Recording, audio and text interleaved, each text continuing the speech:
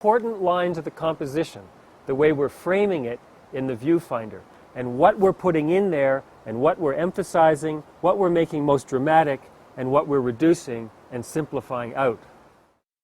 Let's take a still life example and look at how we might approach it in the same fluid way of how an architect works. And we're going to look at this still life from several angles with different light sources. The first, natural light from the left-hand side, and we're over on the left-hand side.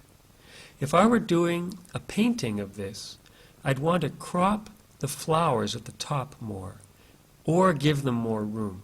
Probably I'd crop them. I'd want to gradate the tablecloth on the left so to push us up into the painting from dark to light. And I'd want to arrange the vase, the bowl, and the orange so that they didn't just line up across the table, so that there was more overlap and interest. The next example is from the right-hand side. I like this arrangement of the objects here, the oranges and the bowls and the bottles. I'd have to reduce the edge of the table in the foreground on the right-hand side so it didn't pull us out of the painting, and I find the background to be too bright and busy. The third is from above. I'm not sure I like it that much. It's an interesting angle, but the shapes and the structure seem weak. Here we have artificial light, and we're looking at it from the left-hand side. And the light is being bleached out over on the right, and the table edge is too strong. It holds too much attention. This is looking at it straight on. This is a good arrangement. The edge of the table on the right, both at the back and the front, hold too much attention. And we'd need to gradate the dark green tablecloth from the bottom right to push us up into the painting. As well, we'd have to gradate the brightly lit tablecloth at the bottom, so again it pushes us up into the painting. This is from the right-hand side. This is a good arrangement too. You'd have to soften the edge of the table on the bottom right so it doesn't pull our attention out of the painting, and adjust the shape of the shadow against the back wall on the left so it didn't look like Mickey Mouse ears. Now from above, with this light, this angle becomes more interesting. I'm still not sure I'd paint it, but it's definitely getting more interesting. Now we're going to change the light to the left. You can see how dramatically the light source changes the whole composition. We're painting light. We're painting the patterns of light and dark shapes. If you squint, you can see how the background shadow, the bottle, and the leaves all fall into one dark shadow shape. From the left-hand side, this would need the bottom left gradated darker to lighter to push us into the painting.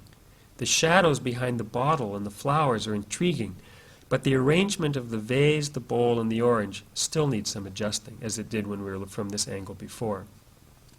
I like this.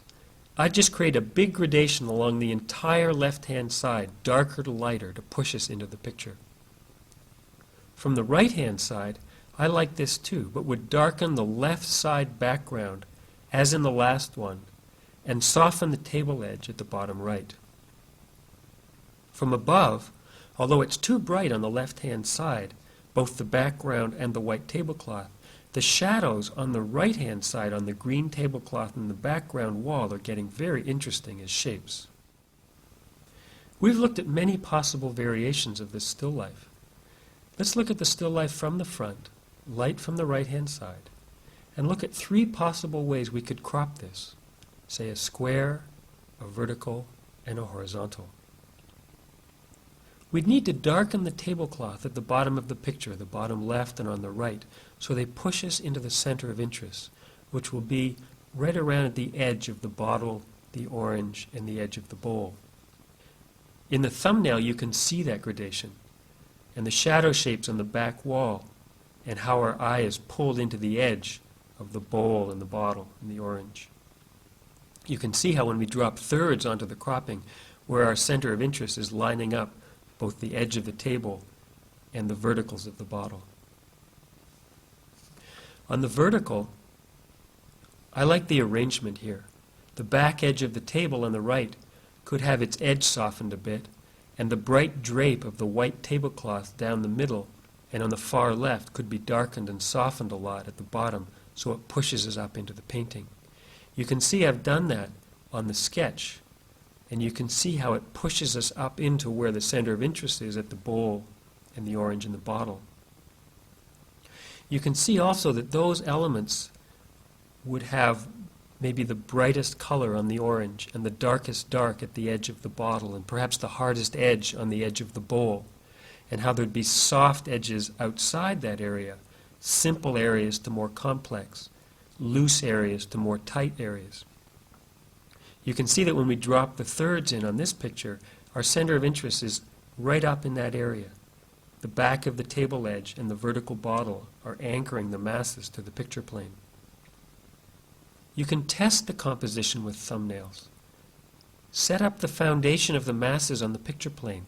Don't just make a few scribbled marks because you know it's supposed to be a good thing to do. Let's look at a horizontal cropping.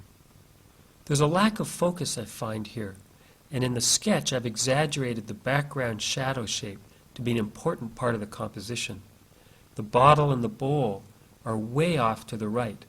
The thirds don't really line up and define the composition in the sketch. Here's an example of just intuitively placing things without any conventions. You can see from this one still life setup the number of options you can create. The poetry is in the shape making in the composition. It's not the subject matter. The more poetry you impose into the simple shapes and masses, the better your painting will be. The tendency for most people is just to start, to paint, paint, paint, paint, paint. And unfortunately, the lack of planning is usually what you struggle against for the entire rest of the painting. There's a hierarchy of problems when you paint. And this one of not establishing an abstract, pleasing relationship of masses before you start to paint is at the top of the list. You will make or break your painting right here. Another point is when you've gone to the trouble to work out a composition in a thumbnail within a certain picture plane proportion, be sure your canvas is the same proportion. Otherwise, your composition gets altered in the new proportion and almost certainly not to its advantage.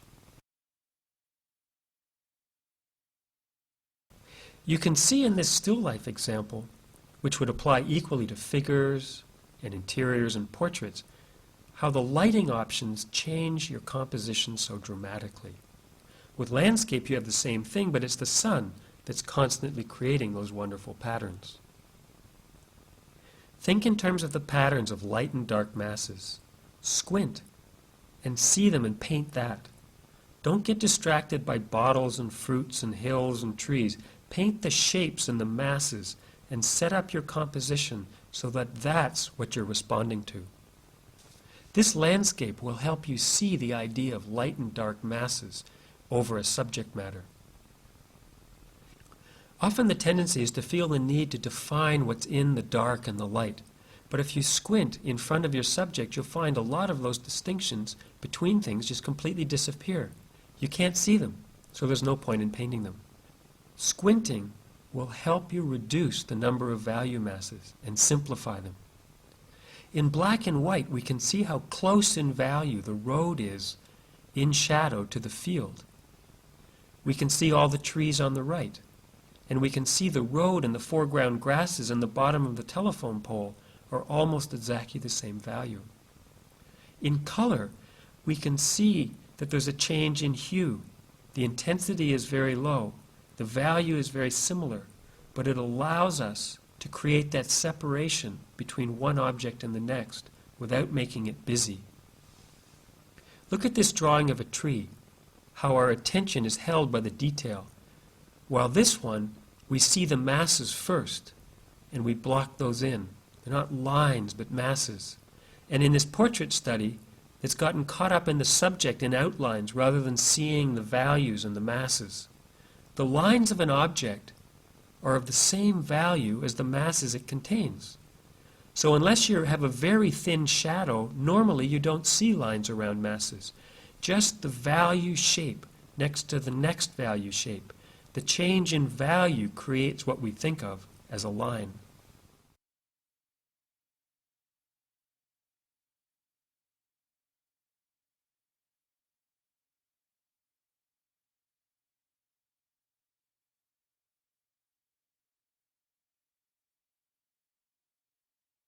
We're in the Blumenschein Museum in Taos, and we're going to look at two paintings here, and then we're going to go to the Taos Farmers Market. And I just wanted to look at one of his paintings here. It's a beautiful painting of the Church of St. Francis in Rancho de Taos. And just look at the way our eye is brought to this point here and down into here. I just wanted to look at the way the eye moves about the painting. You'll see all these secondary lights here are attracting attention, but the one that's most prominent is that move into here, that sort of almost arrow down to here, to this figure. This wall along here, rather than becoming something that's broken, has the light pouring down here, through this figure, down there, into this wonderful complex mass of figures here. There's a couple of things interesting about this group of figures here also. Although it's very complex, it's muted in value so it doesn't interfere with the main thing he wants us to look at. And also, as a dark mass, it's full of color. Often what happens is students will create work that in the light side has rich, beautiful color, but in the shadows just go sort of dull. So even on the dark side of the grayscale, there's still rich color all the way through a painting, rather than just lights which are rich in color and darks which go dull. So this is a painting by Leon Gaspard in the Blumenschein Museum. And it's really useful if you find paintings you like, just like if you find landscapes you like, to do an analysis of what the shapes are, the abstract shapes, the simple shapes that are making that up, that appeal to you. Just in terms of lights and darks, not in terms of whether it's a building or whether it's a house or a horse or a trees or whatever. Just try to figure out what it is that you're responding to, that you enjoy in terms of the shapes of the thing. So here we have this big line of trees. Even though they're different colors and different shapes, we can just put them in as one long mass here. There's a building or something there, and then this nice big one at the end, big tree here, which just stops our eye from running out that end of the painting. And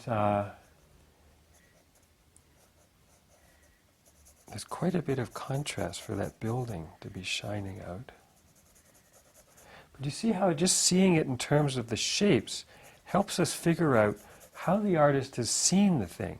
Because what we're looking at is the ability to learn to see, the ability to translate the world in abstract shapes, and that's what other artists have been doing. So by looking at their work, we can gain a lot of information of how, particularly if we're looking at work that inspires us, we can gain a lot of information about what it is that we respond to and why.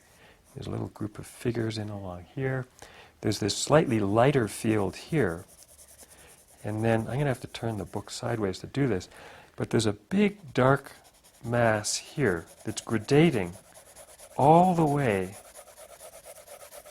like an arrow into the shape that he wants us to see. Here. You see that? How it just goes from dark down in this corner, all the way up like this. And then there's a secondary one here with these groups of figures and so on. So it's just by analyzing those shapes and their placement and their simplicity on paintings that we like can really help us start to understand how these abstract shapes are what we use in order to construct good compositions. Try this with paintings you like. Reduce them to their main masses and try to figure out why you're responding to them, the size and the proportion of the masses and so on. Just do them like 3 inches by 4 inches, not too large. Lay down the large, simple lights and dark masses and don't worry about any of the details or likenesses, and gridding the drawing to get the major placement you might find helpful. The easier you can lay down a flat value mass, the easier you'll find this process to be. When you're doodling, just practice this and try gradating it from lighter to darker and darker to lighter.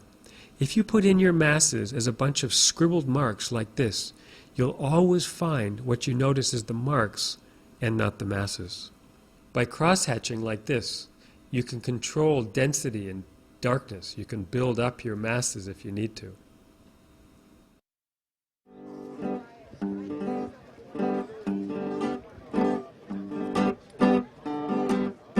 Los barandales del puente estremecen cuando paso. Morena mía, dame un abrazo.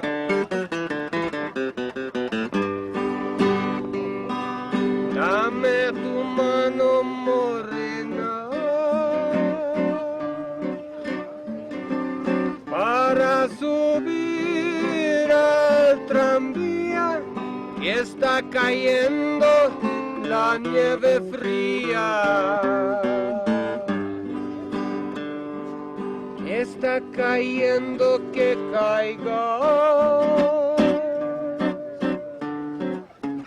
caiga poco a poquito, morena mía, dame un besito.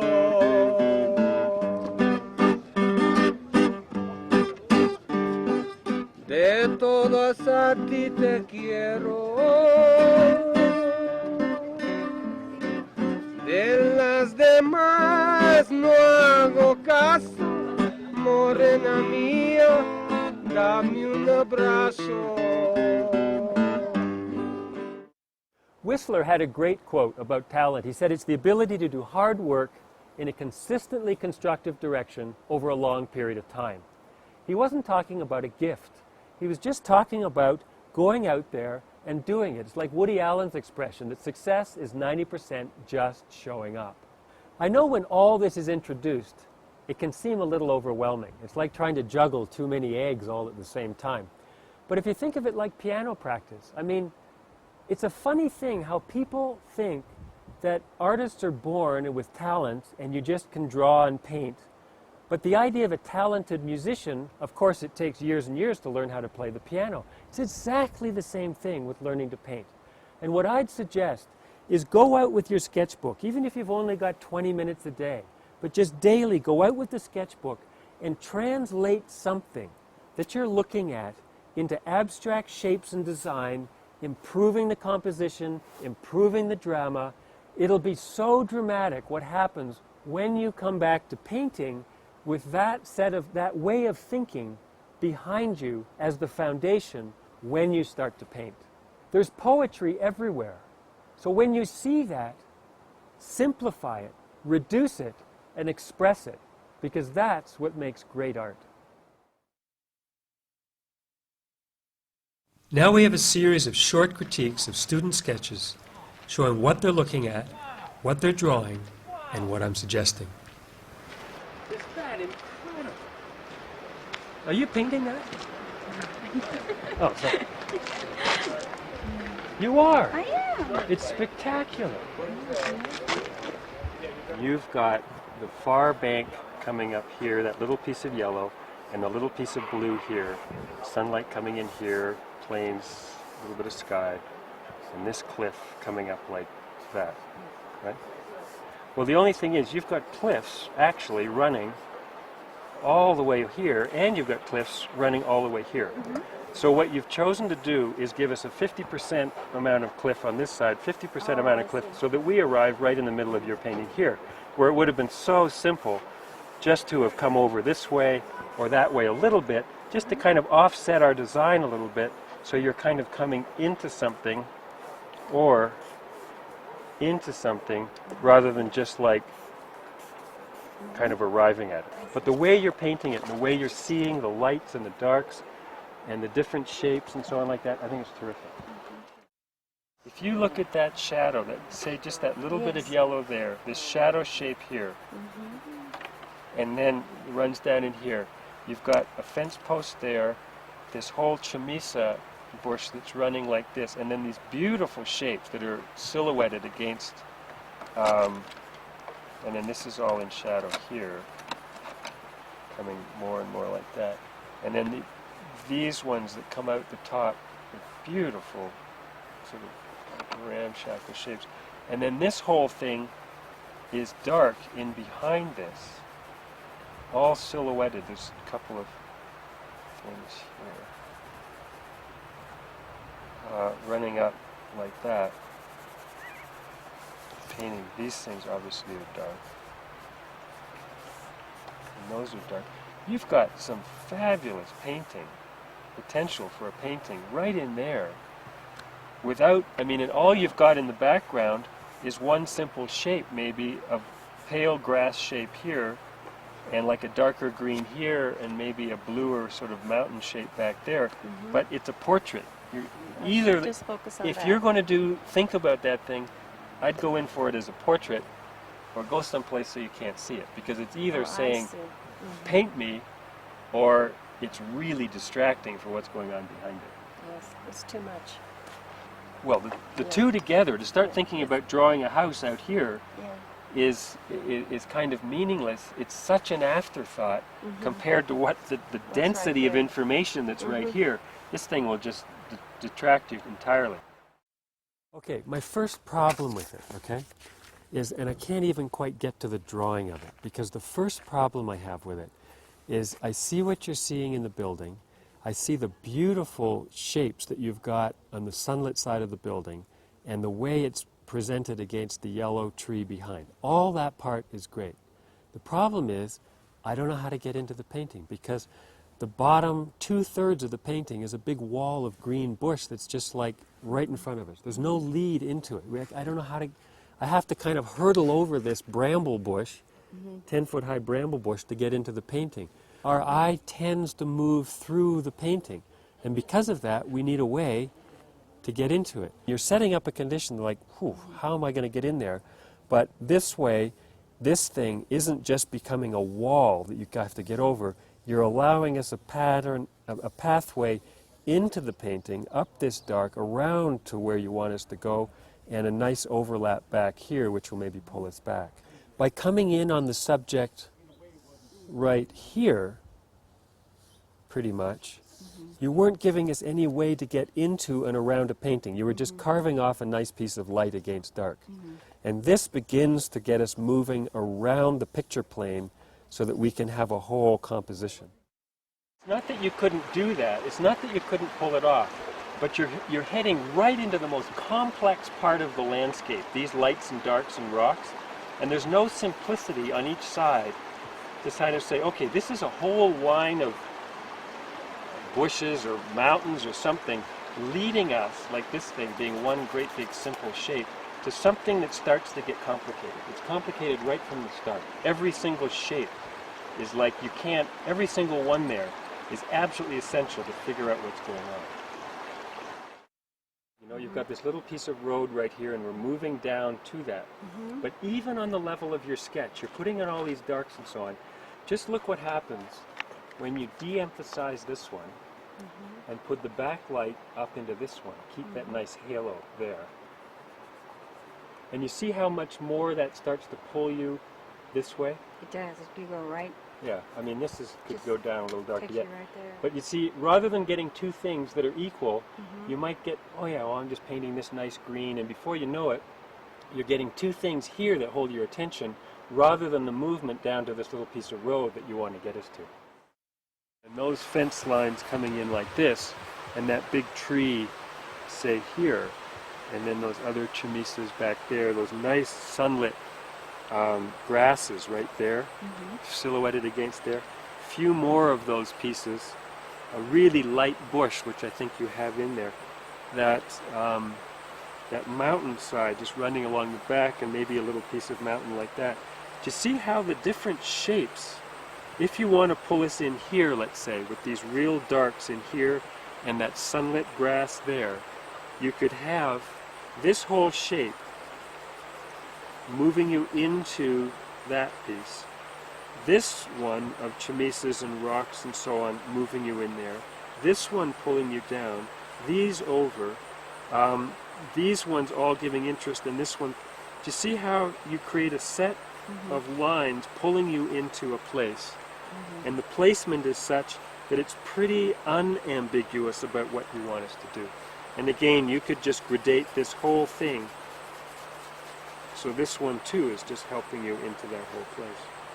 So when I look at yours, I almost feel like you've come over to here and darkened these pieces, and somehow the most dramatic part of the landscape and the most dramatic possibilities for horizontals and verticals and contrast changes have sort of slipped out the side of the painting out here somehow. Does that make sense? Absolutely. Somehow that thing just says, in terms of horizontals, verticals, movement into it, it's just asking to be painted. Let's just start with a square to think about it. Okay. Now this shoreline, are you getting that in or not? The bright orange, yellow against the blue? Is that in? Yes. Okay. So let's pull that one here, and then it comes off the canvas and back into here, and these yellow shapes of the far shore coming in. And then there's an overlap, there's a dark right in there. There's an overlap that goes back, and then there's one green tree, let's say, back there. I see. And then this thing is all coming along the back, and you've got all this complex shapes here with these darks, right? And then it gets actually pretty complicated back there, and I just keep it fairly simple. So what's happening is you're bringing us here, here, and this dark right back there. Yes. And then there's some beautiful little pieces of green right there. That thing will just lead us right into there. This will lead us here, that will lead us there, that will lead us there. And you're using what's going on up there to create a design and a composition that leads our eye about the painting, rather than just cataloging, oh, well, there's canyons, so I better paint the canyon. Oh, there's another piece of canyon, well, I better paint that canyon too. This one, you're starting to implement or impose a design on the possibility. Because if you don't impose a design on this thing, all you're getting is a ton of information that won't make any sense. You've got to impose something. Your will sort of has to come into play here and make some decisions on it. Yeah. So I think you'd stand more luck with something like that, rather than really getting a painting that's trying to do this. Yes, you're absolutely. I know you're right. Distracting all that. I'm so glad that you're telling me all this. So when you're using thumbnails, spend some time trying to figure out where the most dramatic things are. Question your first idea. Try making it a little bit wider or higher or square. Just look at the design and play with it in the most abstract, fluid way. Maybe I could do this. Maybe I could try that. Maybe this would be more dramatic. And try a few things before you start painting, so that you don't find you're starting to think of it halfway through the painting, and then, of course, it's too late. So let's go back to our students in the field and see how well they're applying these principles of gradating, of simplifying and cropping, overlapping, and how they're moving our eye around their painting. I think the way you've painted this, the way these are coming out, the way the things are going in, all the structure in here is really wonderful. And I can see that you still want to do something here. Oh, yes. And I think that's fine. The thing that's bothering me is this color here is so bright, it's coming out in front of these things. Yes, that as well. And you need to just push that back, gray it out, so that this thing comes forward. Yes. I think if you just stand back and you look at it, you realize, oh, and you push it back, then you'll have a better chance of pulling things here without trying to pull things here, fighting against this stuff all the time. Okay? So tone that back, and then I think you'll find you'll be able to just finish these pieces in here, and you realize, oh, I'm done. Good. It's very nice. So. Good work. Thank you. Proud of you. Okay, I love the way you've just blocked in the shape. You happy with this? Yes, I think I simplified. You simplified. I'm happy with the way I simplified so You far. simplified, you're getting some wonderful relationships going on in there, some big simple shapes, and it's already, you can already see it's going to work. Right? You can already feel it's going to work. And the only thing I'm going to suggest, and you'll probably get to it anyway, is to make sure that this plane doesn't read too flat, that you gradate this from some slightly grayer color, so that we're coming up the road rather than just arriving at a flat shape. That thing, if you gradate it from slightly darker to that value, will just move into the painting up to where you want us to go there. Okay. That's great. It'd be way stronger if you just pulled in a piece of sky. You know, it's like if you got rid of those buildings, right, and just had this shape, which is the background hill, coming down, and maybe there's a little piece of sky someplace, just to give us a sense of what's behind that thing. You've got such beautiful things going on here, leading us in. We don't get caught shooting off here because you've stopped this with these blocks, and the light running across the surface of that thing is gorgeous. And you just take us so far, and then we come running back into this. But the problem is, I find that when I'm looking at this thing, my eye flips up to these buildings, and they're really not helping because the beauty of the painting is down in here. It's very, very nice. And you've just seen it in terms of really nice, simple shapes. Dark, light, shape, overlapping shape, shape, overlapping shape. I don't even want to touch it. I think you're doing great. So in this painting, it's nice the way this whole thing is working, overlap to overlap forward like that, and we're getting some really nice movement into the painting and the overlap back to this shape. But what's interesting about it is because she hasn't finished yet, and we have all these shapes which are still going to need some density and some direction, you can see what happens when you've got a good density of painting and then somewhere you just leave it in terms of the values too light or whatever, and the whole painting just kind of dribbles out the bottom there. So this one has turned out quite nicely. We have this nice flow of the river coming back to what we've decided is the center of interest here, created by the darkest dark and the most vibrant color change right at this point. There's this nice simple shape here that moves us towards that, the nice contrast of color here that moves us down into it, this whole value and shape and arrow of shadow that moves us down to it as well, and the bottom shore, which is doing the same thing, bringing us right into that. And even though we have these nice details of information going on, none of them are distracting so much from where we really want us to have us look right in here. First off, I really like it. Very nice little paint. This is all working fine until you get to here. And what's happening is probably the four most dynamic points in the composition for pulling it out of the painting is there, there, there, and there. And you're pulling this one and we're tending to get sucked out of here. You see if you do that, how much less, how much easier it is just to move back into the painting. And how when you do that, you come out there. You see the difference between that and that? It's just pulling you right out of that corner. Should I create another piece of land coming across? Just do something like that. And bring your river, actually the way it actually is, down like this and just soften it. Okay. And then that thing already is just simplifying the sense of coming into it, right? Yeah. Maybe you just pull that straight down into it. But you see how that just makes it so much easier to go back into?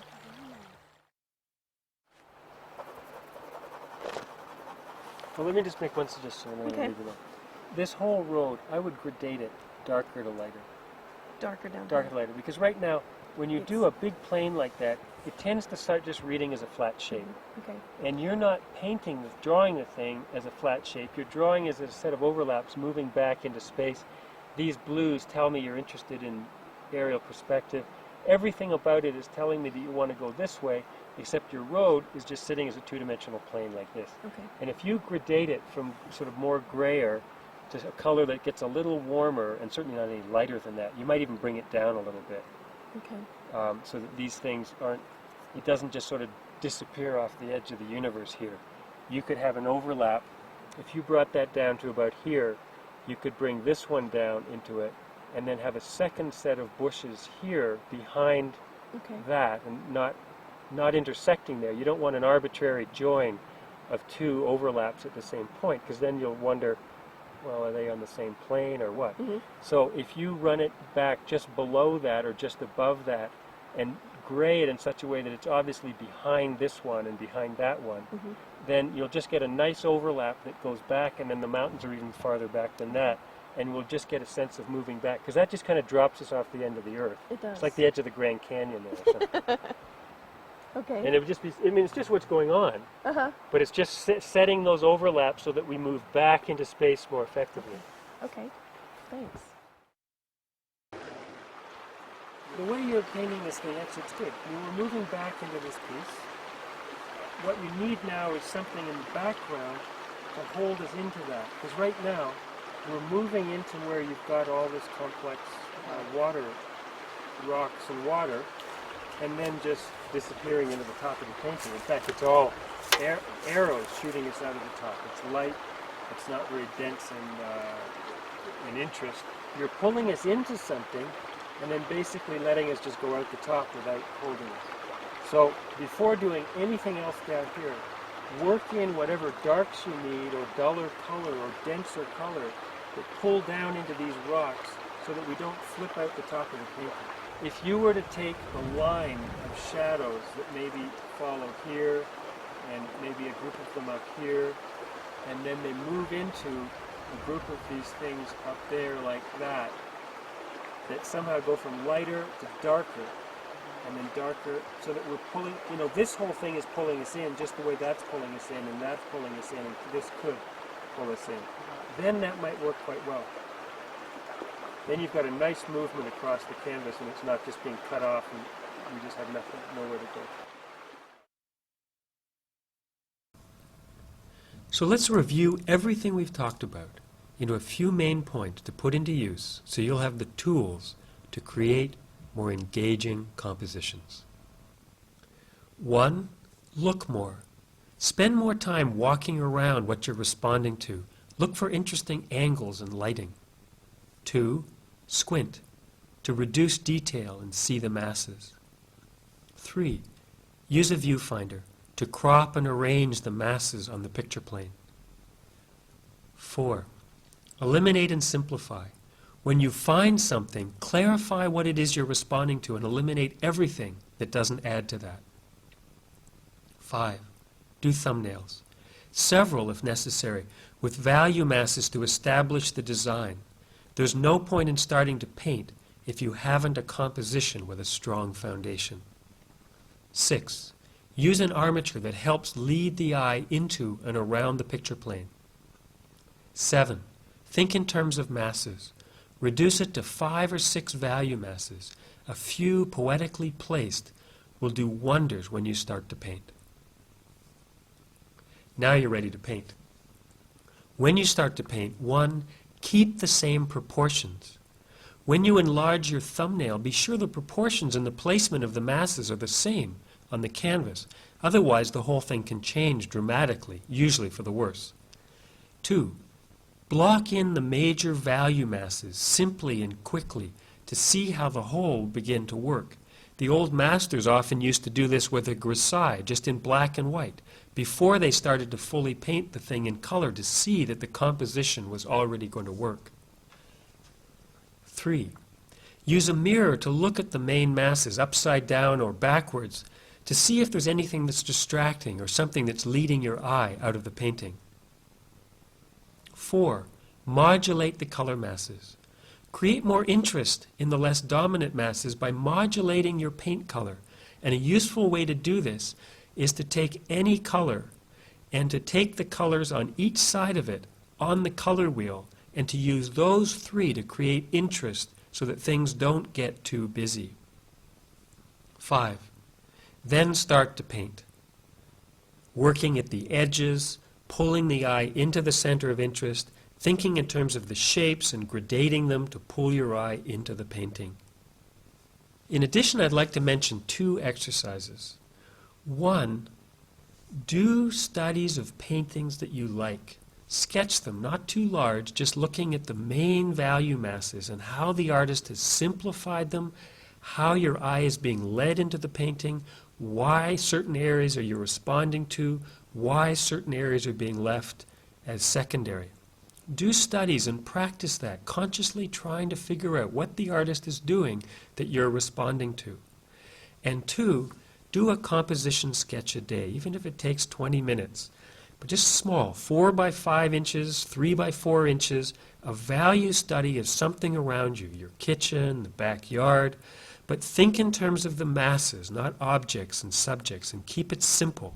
See if you can begin to get the first exercise to start influencing and informing consciously how you're developing compositions in your own work. A tip is to keep them 3 by 4 inches or so, and to keep them in the middle of the page. Don't draw them the size and the proportions dictated by the manufacturer of the sketchbook. Keep them small, in the middle, and that way the thing is fluid. The 4 boundaries of your composition are fluid, and you can think in terms of the masses of the composition and what's going to make it most intriguing, rather than being bound and dictated by the proportions of the paper. You may feel all this sounds like a lot to do just to start a painting, but it's like practicing scales on a piano. It builds the facility to make the piece work, and with practice it becomes easier and more automatic.